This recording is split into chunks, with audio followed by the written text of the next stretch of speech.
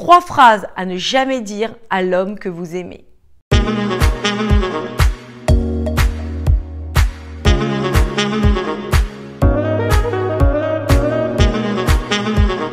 Bonjour mesdames, j'espère que vous allez bien, que vous avez la forme et que vous êtes toujours aussi décidées à apprendre, à grandir dans ce cheminement de cette quête de l'amour. Ici Samantha Porpiglia, votre experte en relations amoureuses, mais aussi en développement personnel au féminin.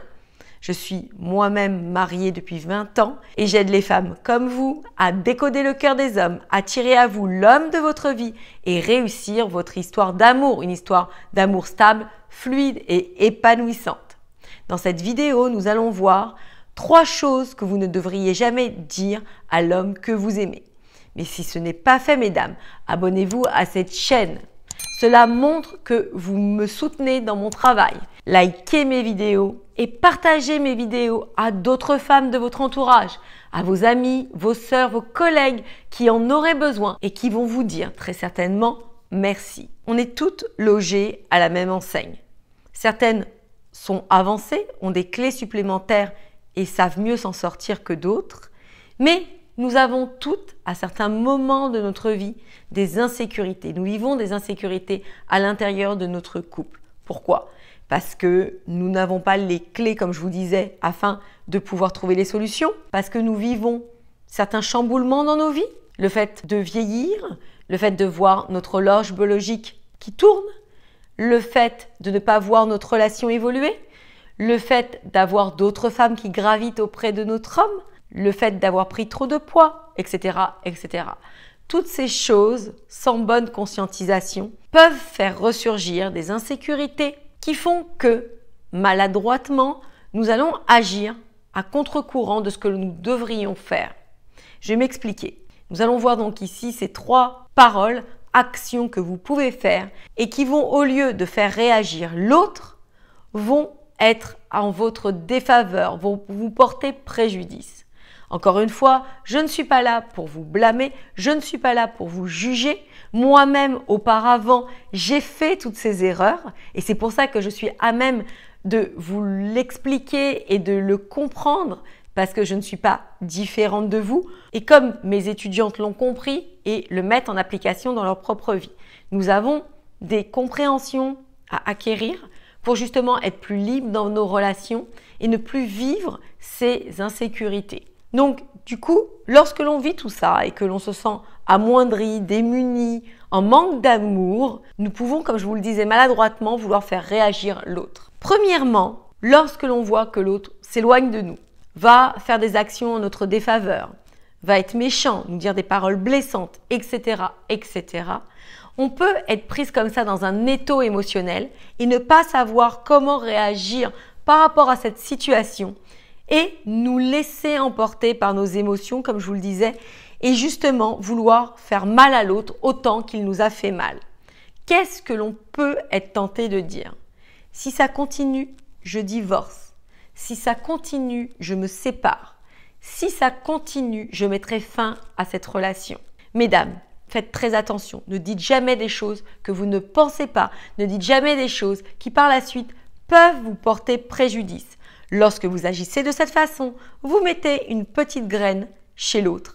Et même si en l'occurrence, tout ceci n'est pas d'actualité, le fait de continuer à dire ça peut ouvrir la brèche et commencer à faire germer une idée chez l'autre que vous ne voudriez pas voir apparaître.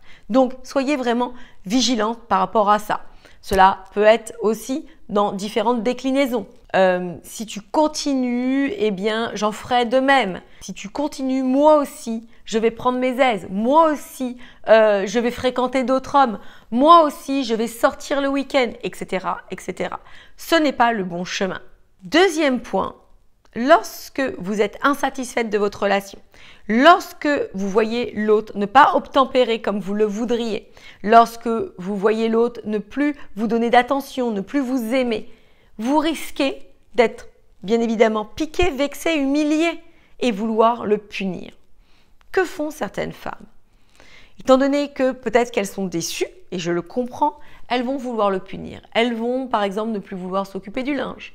elles vont par exemple ne plus vouloir lui faire la cuisine. Elles se disent bah, tu te débrouilleras puisque tu ne m'apportes pas ce que j'ai besoin. Eh bien, je te laisse comme ça te débrouiller. Au lieu d'améliorer les choses, elles vont créer un fossé avec l'autre. Elles vont créer une disparité qui fait que l'autre se sentira de moins en moins bien auprès de vous.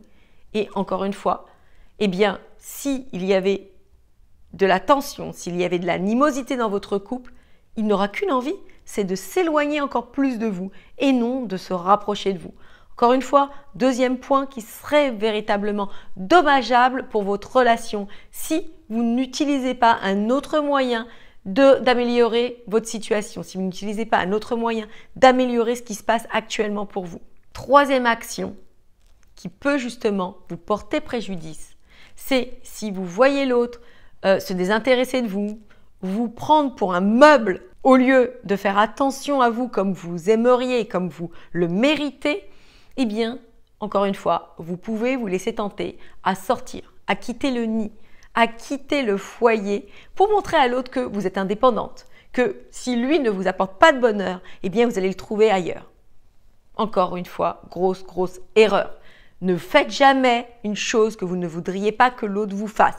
Même s'il y a eu des erreurs, même s'il y a eu des faux pas, vous devez être là, vigilante, pour mener la danse et non suivre ce que vous ne voudriez pas qu'on vous fasse. Encore une fois, en comprenant ces trois erreurs, vous allez voir que quand vous agissez ainsi, c'est que vous agissez à travers l'énergie de la peur, à travers une énergie néfaste à la pérennité de votre couple. Le but étant que vous puissiez prodiguer de la bienveillance, de l'amour, encore une fois avec une conscience pour que votre couple prenne une belle tournure, c'est-à-dire que vous ne devez pas punir, obliger l'autre, le contraindre, mais plutôt l'inspirer et être force de proposition pour votre couple pour que tout s'améliore et que vous puissiez retrouver la paix, l'harmonie et la bienveillance. Mesdames, cette vidéo est terminée, je vous embrasse. N'hésitez pas à me laisser dans les commentaires si vous avez des questions et je me ferai un plaisir de vous répondre. Prenez soin de vous et moi je vous dis donc à très vite pour la suite de nos aventures.